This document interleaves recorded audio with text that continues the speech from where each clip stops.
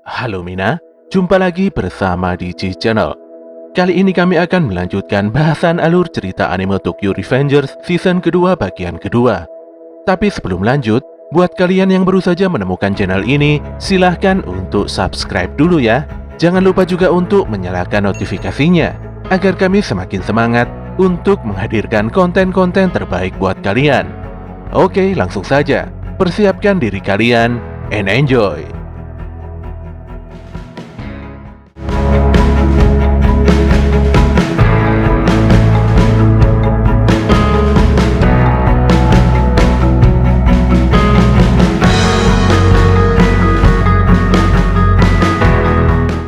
Hakai benar-benar sangat tertekan dengan perintah kakaknya.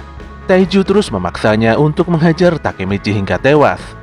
Sebagai sesama anggota Toman, Hakai harus bertanggung jawab karena telah membawa Takemichi memasuki wilayah kekuasaan Black Dragon. Walau Hakai sudah memohon-mohon, namun Taiju tidak mau tahu dan terus mengancamnya. Selain itu, Taiju mengingatkan bahwa ikatan keluarga harus lebih diutamakan daripada ikatan teman. Yuzuha pun dapat pukulan keras ketika mencoba menghentikan intimidasi Taiju pada Hakai. Tentu saja Takemichi langsung bangkit dan membela Yuzuha yang merupakan seorang wanita. Dia berani mengatai Taiju yang tega menyakiti wanita, apalagi wanita tersebut adalah adik Taiju sendiri. Tentu saja Taiju langsung marah dan menghajar Takemichi dengan begitu brutal. Tidak ada seorang pun yang mampu menghentikan tindakan Taiju. Bahkan saat Hina mencoba menghentikannya, Taiju tidak peduli dan menghajarnya. Untungnya Takemichi bergerak cepat dan segera melindungi Hina. Melihat kondisi Takemichi yang cukup parah, Hakai pun berusaha menghentikan Taiju. Namun Taiju meminta Hakai untuk memberikan ganti yang sepadan agar Takemichi dilepaskan. Saat itulah dengan tegas Hakai menyatakan akan berhenti menjadi anggota Toman dan masuk ke dalam Black Dragon untuk membantu Taiju. Tentu saja tawaran Hakai membuat Taiju langsung tersenyum dan melepaskan Takemichi. Beberapa saat kemudian, Takemichi tersadar dari pingsannya. Dia pun menemukan dirinya digendong Hakai untuk menuju rumah sakit. Hina sangat bersyukur melihat Takemichi yang masih baik-baik saja. Takemichi pun meminta maaf pada Hakai karena Hakai harus keluar dari Toman karenanya. Hakai pun tidak mengapa, dan dia berterima kasih pada Takemichi karena telah membela Yuzuha. Takemichi pun mengingat pesan Kazutora di masa depan, di mana Shiba Hakai akan menjadi pemimpin Black Dragon di masa depan setelah membunuh Shiba Taiju. Pada malam harinya, Takemichi terbangun setelah bermimpi tentang kengerian geng Black Dragon. Dia menyimpulkan kalau Hakai pasti akan membunuh kakaknya sendiri, yaitu Shiba Taiju. Jika hal tersebut terjadi, maka Black Dragon di masa depan akan semakin memperburuk keadaan.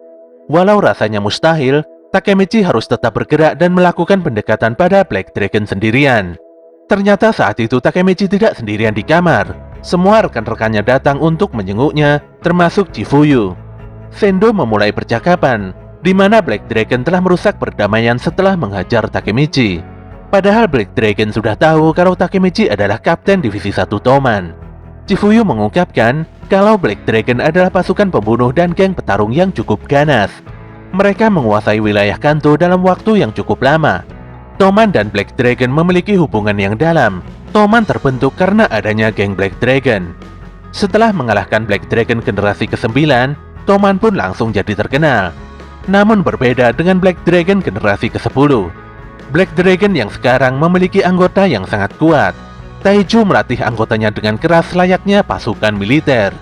Selain itu, Taiju memiliki koneksi dengan para konglomerat dan menjual jasa premannya untuk mendapatkan banyak uang. Sesaat kemudian, Chifuyu mengajak Takemichi jalan-jalan dengan motornya. Mereka pun kebut-kebutan di jalanan dan berhenti di pinggiran kota. Chifuyu memamerkan motornya, di mana motor tersebut adalah peninggalan Baji. Takemichi cukup tegang karena mengira Chifuyu akan menasehatinya, terutama tentang niatnya mendekati geng Black Dragon.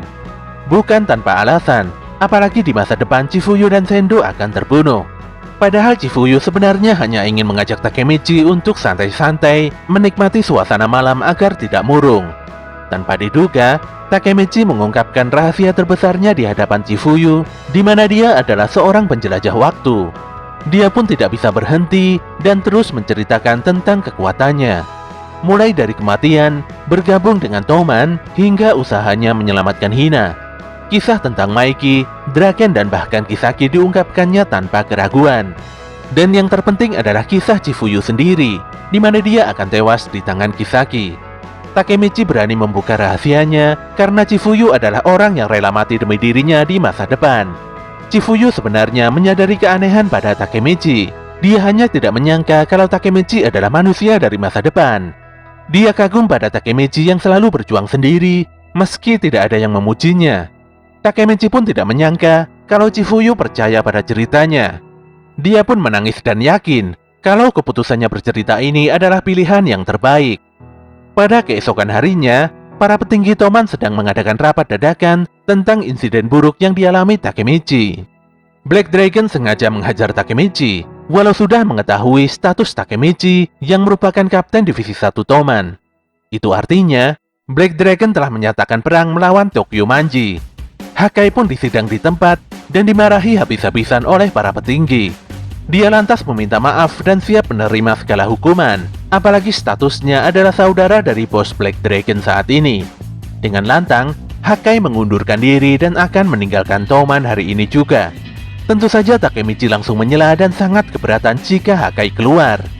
Kemarin malam, dia sudah membuat strategi dengan Chifuyu untuk meyakinkan Maiki.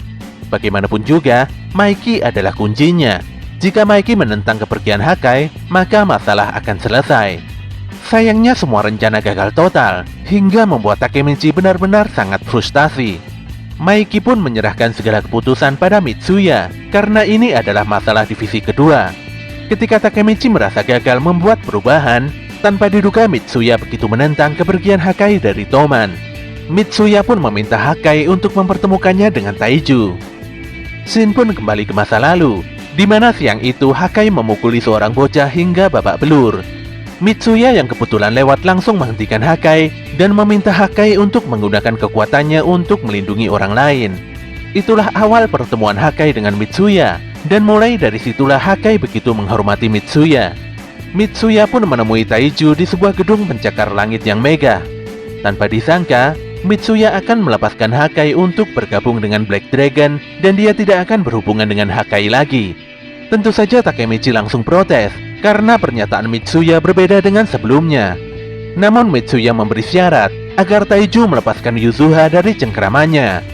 Dia juga menegaskan kalau Hakai tidak meninggalkan Toman karena takut dengan Taiju. Hakai melakukan hal tersebut hanya untuk melindungi Yuzuha. Hal ini pun sontak membuat Taiju geram dan melepaskan pukulan kuatnya pada Mitsuya. Hebatnya, Mitsuya sanggup menahan serangan Taiju dengan lengannya. Mitsuya pun menegaskan kembali pernyataannya, dan jika Taiju menolak, maka akan terjadi perang besar-besaran antara Toman dan Black Dragon. Taiju pun tersenyum senang dan langsung menyetujuinya dengan menjabat tangan Mitsuya. Dia juga berjanji tidak akan menyentuh Yuzuha lagi. Di luar gedung, Takemichi pada akhirnya tidak kuasa menahan Hakai untuk bergabung dengan Black Dragon. Mitsuya pun kembali berpesan pada Hakai agar terus menggunakan kekuatannya untuk melindungi orang lain walaupun keadaannya sangat sulit. Mendengar nasihat tersebut, membuat Hakai tak kuasa menahan air matanya. Di malam harinya, Hakai menemui Takemichi di taman pinggiran sungai. Dia titip salam pada Mitsuya, karena selepas ini dia akan jarang bertemu dengan Mitsuya lagi. Hakai berkisah kalau keluarganya sangat kacau balau, dan bapaknya jarang pulang ke rumah. Jadi selama ini sosok yang mengatur keluarganya adalah kakak tertuanya, yaitu si Taiju. Taiju sudah jadi bos mulai dari kecil. Selain kuat, Taiju mampu menarik hati banyak orang. Dia tidak pernah setengah-setengah dalam menggunakan kekerasan fisik, apalagi pada saudara dan saudarinya. Cara Taiju menyayangi adik-adiknya adalah dengan main fisik. Hal ini pun terpatri di dalam hati Hakai, kalau cinta adalah hal yang sangat menyakitkan. Namun Mitsuya membuat dunia Hakai jadi terbalik. Walau keluarga Mitsuya hidup serba sulit, namun dia tetap tersenyum dan baik pada adik-adiknya. Hakai pun berjanji untuk melindungi keluarganya setelah menerima nasihat dari Mitsuya untuk melindungi orang lain dengan kekuatannya. Hakai yakin kalau Taiju tidak akan pernah menepati janjinya pada Mitsuya. Taiju tidak mungkin melepaskan Yuzuha begitu saja.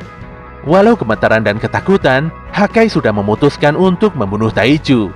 Dia bahkan sudah siap jika nantinya harus ditangkap polisi. Dia keluar dari geng karena tidak ingin merusak reputasi Toman. Setelah mendengar kisah Hakai, Takemichi yang kesal memutuskan untuk menghancurkan Black Dragon. Chifuyu pun menyetujuinya, karena jika Black Dragon hancur, maka masa depan pasti akan berubah. Mereka pun mengutarakan keinginannya untuk menghancurkan Black Dragon pada para petinggi Toman. Sayangnya Draken langsung menolak hal tersebut. Draken tidak mau kalau Toman menghancurkan perdamaian yang diatur Mitsuya, karena tindakan tersebut bisa mengotori nama Mitsuya. Ketika Takemichi dan Chifuyu hendak bekerja sendiri, tanpa diduga Kisaki dan Hanma menawarkan kerjasama untuk menghancurkan Black Dragon. Walaupun terjadi sedikit perselisihan, namun akhirnya semuanya sepakat. Kisaki pun mengajak semuanya untuk menemui informannya di sebuah tempat karaoke. Mereka ingin menggali informasi tentang keseharian Taiju. Namun saat menggali informasi lebih dalam, tiba-tiba saja Koko datang dan langsung membawa si informan untuk dibantai. Anehnya, Koko malah memberikan informasi penting tentang Taiju setelah diberikan uang 100.000 yen. Koko mengungkapkan kalau Taiju selalu didampingi oleh 5 orang pengawal, kecuali satu hari, yaitu tanggal 25 Desember, bertepatan dengan hari Natal. Setiap malam Natal, Taiju selalu berdoa sendirian di dalam gereja. Setelah memberi info tersebut, Koko pun langsung berlalu begitu saja. Disinilah Kisaki berkata, kalau dia mencari informasi ini bukan hanya sekedar untuk menyerang Taiju saja. Takemichi pun sadar, kalau satu-satunya waktu yang tepat bagi Hakai untuk membunuh Taiju, yaitu saat malam Natal. Jadi sudah sangat jelas, di malam tersebut mereka berempat akan menghentikan Hakai, sekaligus menghancurkan Taiju.